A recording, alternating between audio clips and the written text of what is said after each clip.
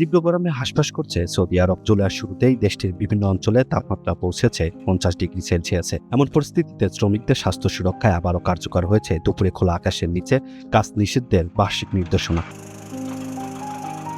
1 দশকের বেশি সময় ধরে চালু থাকা এই নিয়ম অনুযায়ী প্রতিবছর 15 জুন থেকে 15 সেপ্টেম্বর পর্যন্ত প্রতিদিন দুপুর 12টা থেকে বিকেল 3টা পর্যন্ত সরাসরি রোদের বাইরে কোনো কাজ করা যাবে না। কয়েকদিন যাবৎ রাজধানী রিয়াদের বিভিন্ন নির্মাণস্থলে শ্রমিকদের দিনের সবচেয়ে গরম সময়ের ছায়া বিশ্রাম নিতে এবং পর্যাপ্ত পানিপাত করতে দেখা যায়।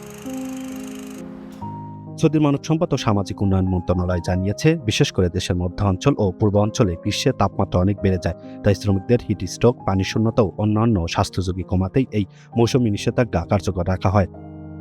AKS অর্জন করল গিনেস ওয়ার্ল্ড রেকর্ডস।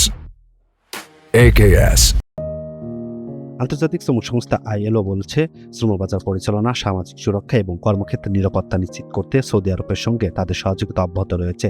সংস্থাটির মতে, যথাযথ আয় সুরক্ষা, স্বাস্থ্যসেবা এবং কর্মক্ষেত্রে দুর্ঘটনা এবং জলবায়ুজনিত ঝুঁকির ক্ষতিপূরণ না থাকলে জলবায়ু পরিবর্তনের পুরো প্রভাব শ্রমিকদের বহন করতে হয়। সৌদি আরবের গ্রীষ্মের তীব্র তাপপ্রবাহের মধ্যেই শ্রমিকদের সুরক্ষায় দুপুরের বাইরে কাজ বন্ধ রাখার এই ব্যবস্থা এখন আরও গুরুত্বপূর্ণ হয়ে উঠেছে। জলবায়ু পরিবর্তনের প্রভাব বাড়তে থাকায় ভবিষ্যতেও এ ধরনের সুরক্ষা ব্যবস্থা আরও জোরদার হতে পারে বলে মনে করছেন সংশ্লিষ্টরা।